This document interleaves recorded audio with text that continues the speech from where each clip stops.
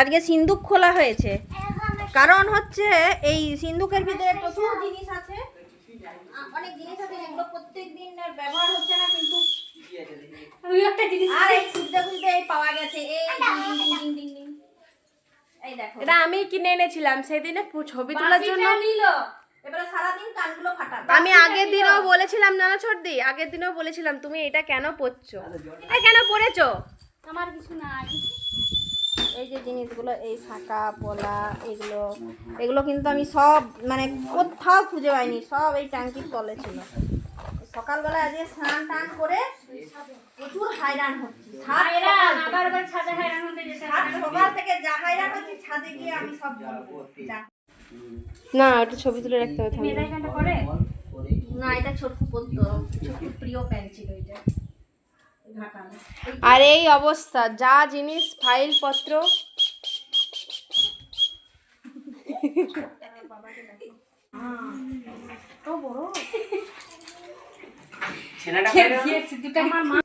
একটু উপর দিকে উঠে যাবে। আর এই গুপ্তধন খুলতে কত কি নতুন। এই এটা কিন্তু চন্টার জন্য বার করে দেবো। না না, নষ্ট করে দিবে। থাকো, বিছানায় নিয়ে দুদিন শুক না। চলো তোমার কাজে লাগবে। আমার কাজে লাগবে না তোমার কাজে লাগবে। আচ্ছা, তুমি যেহেতু বার করেছো, তুমি একটু দিলে আমি একটু দেবো। এই শার্টটা আজ কতদিনের জানেন, তখন আমাদের গণদিক হয়নি, তখন ওই ঘরে শুতো, ওই এটা ঘরে মা কিনে দিয়েছিল, তাই আমি রেখে দিয়েছি, ভুলে গেছি। এটা মানে বাবার, আমার মা দিয়েছিল। থাকো। 5 টাকা পেয়েছি। গজুর বনু হলে লাগবে 5 টাকা। 5 টাকা পেয়েছি ট্যাঙ্কি থেকে। সেটা আগরের হবে, তাকে তো নতুন সব কিনে দেবো আমি। তাহলে বুনো কি আর হবে? না হয় ভালো। তো আমার সাথে হচ্ছে ঝাড়ু লাগিয়ে দে, আর কিছু ওটা তোলার দরকার নেই। ওটা না তুলে দেবে, বাগাবে কি করে?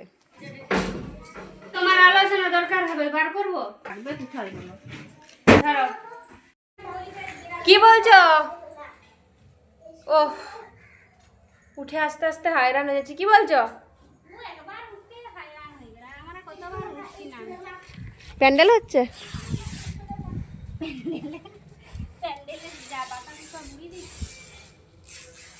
তুমি কালকে ঘটনাটা বলো, কালকে সন্ধ্যাবেলায় কি হলো?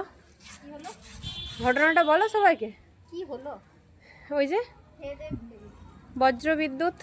হ্যাঁ, কালকে খুব জোর বজ্রপাত হয়েছে, তো জোর বজ্রপাত হয়েছে। ওই যে ওইখানে আমাদের একবারে ঘরের সামনেই একটা অন্য পাশের বাড়ি, তাদের বাড়ির পাশেই পড়েছে একবারে। তাদের বাড়ির আবার কার্নিসারে সব ভেঙে গেছে, সমস্ত কিছু পুড়ে গেছে। আমাদের বাড়িতেও গেছে, আমাদের বাড়িতেও একটা পাখা গেছে। একবারে পুরো গোটা ঘর আমাদের আগুন ধরে গেছে মনে হচ্ছে। অনেক কাঁচা হয়েছে বৃষ্টিতে, আজকে একটু রোদ দিয়েছে, কিন্তু এত বাতাস দিচ্ছে, তাহলে আমি বলি আই বৃষ্টি ঝেপে। এত বৃষ্টি দিয়েছে, সব সব উড়ে পড়ে যাচ্ছে। প্যান কি দেখছিস ওদিকে? প্যান একটা পড়ে গেছে, প্যানটা দেখছো নাকি?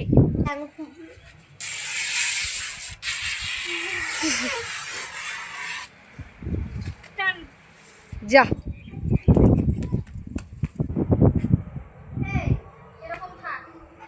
কালকে এতটাই পরিমাণে বৃষ্টি হয়েছে যে এখানে এতই ঝড় মানে ঝাপট এসেছে, গোটা ঘরটা এখানে ভিজে গেছে, সাথে যা ছিল তেলাই টেলাই সব মেলা ছিল, তো এখানে ভিজেছে। তাই ভাবছি এটা ভিজলো নাকি, আশা করি এতটা উপরে আসবে না হয়তো। হাতরে মাত্র আর একটা দিন বাকি আছে, কারণ না কাল বাদ পরশুই লক্ষ্মী পুজো, তার জন্য ঘর পরিষ্কার করতে শুরু করে দিয়েছে। আমার পরিষ্কার পুরো কমপ্লিটের দিকেই। আর এইখানেই ঠাকুর পুজো, ঠাকুর ঘরে এই লক্ষ্মী ঠাকুর এখানেই উঠবে, এখানেই পুজো করা হবে। 3 তলায় আর করা হবে না, নিচেই, যেহেতু নিচেই সবাই আছি সব সময়ের জন্য, তাই নিচেই হচ্ছে। সকাল থেকে একটু বেশি রোদ দিলেও সে একরকম বৃষ্টি আরও শুরু হয়েছে। আর এরই মধ্যে বাবা আর মেজদা দুইজনে মিলে এই নিচটা পরিষ্কার করছে পুরো। এখানে যা ছিল মাচা আরে সমস্ত কিছু ভেঙে দিয়েছে, কেননা কুঁচি তো আর হয়নি, ওই জন্য এটা ভেঙে অন্য কিছু লাগানো হবে, এখন পরিষ্কার করে রাখছে। আর এইদিকে মাটিটাও একটু পরিষ্কার করছে। লক্ষ্মী পুজো নিজেদের মধ্যেই হবে, বেশি কাউকে বলা হয়নি, আমাদের ছোটোখাটো করে এবছর করা হবে। তাই যতই হোক লক্ষ্মী পুজো মানে পুজো ভাব, মানে চারিদিক পরিষ্কার করে রাখতেই। টাকা তো মরলি করতে বলছে, তুই তো রাখ। এই বাসনগুলো এখনো ধোয়া পরিষ্কার করা হয়নি, এগুলো এখনো ধুতে বাকি রয়েছে। আর এই যে ঘরের অবস্থা, ঘরটাকে আমি পুরো সিংহাসনটাকে আর এগুলোকে সব এক সাইডে করে দিয়েছি, ঠাকুরগুলোকে আর নিত্য জল দেওয়া ঠাকুরগুলোকে এখন রেখে দিয়েছি, পুজো হলে আবার করা হবে। আর এখানে ঠাকুরকে রাখা হবে, এখানটায় পুজোর জোগাড় করা হবে। আর ঠাকুমা আজকে সকালবেলাতে এই যতগুলো বাসন পেয়েছে মেজেছে, এখন অনেকগুলো বাকি রয়েছে মাঝামাঝি করতে। সকালবেলা পেনে না হয় মাজা হয়ে যাবে।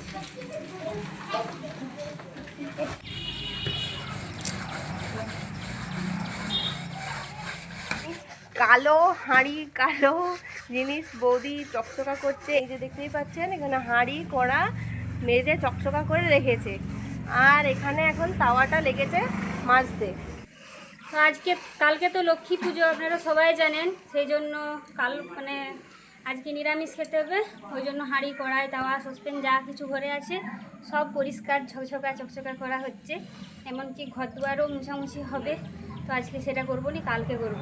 আজকে এখন ঠাকুরের ঘরটা শুধু ধোয়া হবে, তারপর স্নান টান করে আসি। ঠাকুরের ঘর ধুবে অনু, আমি স্নান করে এসে আলপনা আরে দেবো, তো অনু ধুয়ে রাখবে। একটু পরে আমি আর মেজো বৌদি দুজনে মিলে যাব বাজার করতে, একবারে ভুসিমাল বাজার সহ দশকর্মা ভাণ্ডারে যা যা বাজার, সমস্ত কিছু বাজার একসাথে করে নিয়ে চলে আসবো। এই যে বাচ্চাটা শাড়িগুলো ছিল জন্য, কালকে পুজো আছে। তুই কি করছিস?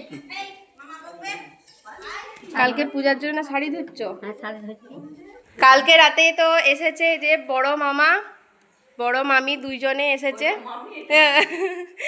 এটা হচ্ছে জেঠিমার, বলো তুমি বলো। আমার বড় দাদা আর বৌদি, বড় বৌদি আর বড় দাদা কালকে হাওড়া বাসে চলে এসছে রাত 10টার সময়। আমার ঘরে লক্ষ্মী পুজো, তাহলে পূজাও দেখা হবে। তো বাজারের চাপটা প্রত্যেকবারে আমার উপরেই পড়ে, শুধু বাজার করা নয়, সব কিছুটাই বুঝতেই পাচ্ছেন। টাকা পয়সার দিক থেকে সব দিক থেকেই সকলের ভরসা তো আমাদের উপরেই। তো যাই হোক, মা লক্ষ্মী আশীর্বাদ করুক, সকলে ভালোভাবে থাকুক, সকলে খাওয়া দাওয়া করুক, পুজো ভালোভাবে কাটুক। পুজোতে তো এটাই আনন্দ, সবাই মিলে একসাথে থাকা। তো ওই জন্য ব্যাগ নিয়ে যে যেখান থেকে পেরেছে, আত্মীয় স্বজনেরা এসেছে, আমাদের ঘরে একটু অসুবিধা আছে, তবুও তা সত্ত্বেও এসেছে। তো আপনারাও সঙ্গে থাকলে আরও আনন্দ পাবো। তো এখন যাচ্ছি বিভিন্ন রকমের বাজার করতে, যতটা পারি। ওয়েদার তো ভীষণ খারাপ, বাজার দোকানে তো এখন প্রচুর ভিড়, তাই এখনই সেরে নিচ্ছি।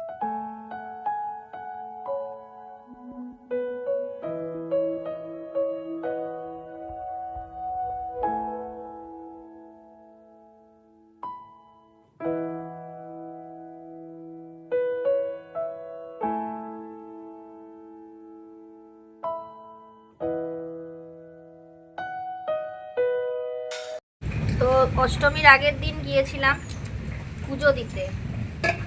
এটা হচ্ছে অষ্টমীর মায়ের ফুল, এটা হচ্ছে মাদুলি গণদীপের জন্য। আর ওইখানে দুটো নাড়ু হয়, এগুলোকে বলা হয়, দাঁড়া বাম হাতে হাতিও না, এগুলো হচ্ছে কোল নাড়ু। এই কোল নাড়ুটা আমি জ্ঞানেন্দুর নামে, মানে আমাদের জিউর নামে প্রত্যেক বছর পুজো চাপাই। এর কারণ কি জানেন তো? এর কারণ হচ্ছে আমি আমার মায়ের দয়ায় জিউকে পেয়েছি। তো জিউ, ওই দুর্গা ঠাকুরের ফুলকে আমার এটি জিউ। আর এমনি আমি চলতে ফিরতে ঠাকুরকে বলেছিলাম, ঠাকুর তোমার যদি দেওয়ার হয় তো দিবে আরও একটা। ভিতরে ছেলেই খুঁজেছিলাম, তো গণদীপের মতো একটা গুন্ডাকে দিয়েছে। তো তাই গণদীপের জন্য এই করতে যে আমি 3 জনের নামে পূজা দিয়েছি, আরেকজন তো আছে সঞ্জয়, তাহলে 3 জনের নামেরই পুজো। ওখানে একজন আছেন, তাকে বড় বাবা বলে ডাকি। তো বড় বাবা এই পুজোটা করিয়ে প্রত্যেক বছরে প্রসাদ আনা হয়। তো এই প্রসাদই আমি জিউকে এখন ভেঙে দেব আর সবাইকে দেব, আমিও খাবো।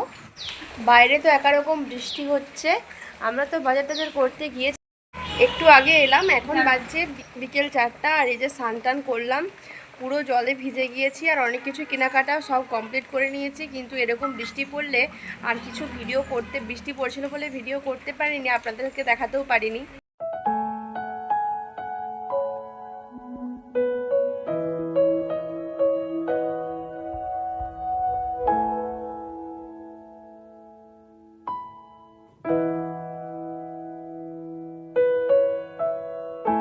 একটা নতুন চমক আপনারা নিশ্চয়ই দেখতে পাচ্ছেন, সেটা হচ্ছে আমাদের গণবাবুর মাথার চুলগুলোকে সব নাড়ু করে দিয়ে চলে এসেছে। তোমার মাথায় চুল আছে এখন? আছে? আছে কি? নেই। চুলগুলো কোথায় গেছে? কেটে চুলগুলো কেটে দিয়েছে। আজকে দুপুরবেলা গিয়েছিল, বৃষ্টি পড়ছিল, তারই মধ্যে গিয়েছিল চুলগুলো কাটাতে। অনেকদিন হলো চুলগুলো কাটা হয়নি, ওই জন্য একবারে পুরো নাড়াবেল করে নিয়ে চলে এসছে। তো এখন বিকেলবেলা একটু ঘুরতে বেরিয়েছি খাল দিকে। অনেকদিন মানে খালের আমাদের পোল দিকে অনেকদিন যাওয়া হয়নি। আজকে টিউশন পড়ানো নেই, একটু ফাঁকা হলাম, তাই ভাবলাম একটু গণবাবুকে আর জিউকে নিয়ে ঘুরে আসি। গজু এখনও ঘুমাচ্ছে, ওই জন্য দুজনে মিলে বেরিয়ে পড়েছি। এখন বাজে বিকেল 5টা। তো এখনও বৃষ্টি থামার কোনো নামগন্ধই নেই। আর এদিকে দুই বদমাইশ কি করছে আপনাদেরকে দেখাচ্ছি। এত বৃষ্টি হয়েছে যে ব্যালকনিতে প্রচুর জল জমে গেছে। দুটো ব্যালকনিতেই জমেছে, আমরা যেদিকে থাকি ওইদিকে একটু কম, আর এদিকটা একটু বেশি, কারণ ছাদের জলটা পুরোটাই এধারে নামছে। এই যে দাঁড়ান, ব্যাক ক্যামেরায় আপনাদেরকে দেখাই। এই যে দুইজনে এখন বিকেলবেলা, বিকেল বলতে এখন তো 5টা 5:30 মানে সন্ধে হয়ে যাচ্ছে। তো দুজনে এই যে জল, এত জল ঘাটছে বলার নয়। ওই পুতুলটাকে দেখছেন, ওই পুতুলটা শুকনো ছিল। এতই বদমাইশ ছেলেটা, তো পুতুলটা যতক্ষণ না মানে জলে ভিজালো ততক্ষণ শান্তি হলো নি। ওই পুতুলটার মধ্যে পা দিয়ে নাচ করছে, তারপর জলটা নিচুড়ে আবার বালতিতে রাখছে। এই যে, হ্যাঁ দেখে দিকে দেখা।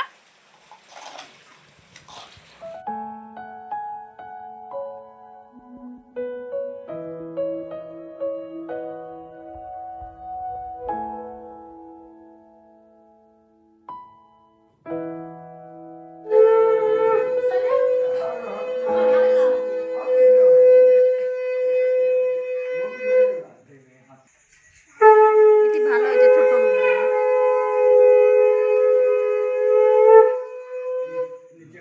একটু নিচে করো।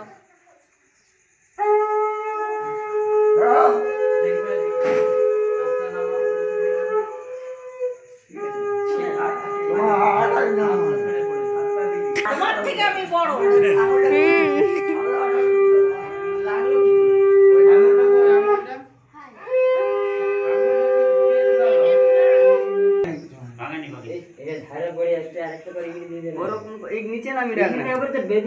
না, বেদিটা একটু পরে করা হবে। বলো এটা কি ঠাকুর? লক্ষ্মী ঠাকুর। নম করো, যাও ঠাকুরকে নম করো। এই সরাও, নম করবে তোরা, নম করো। ওইদিকে ওইদিকে।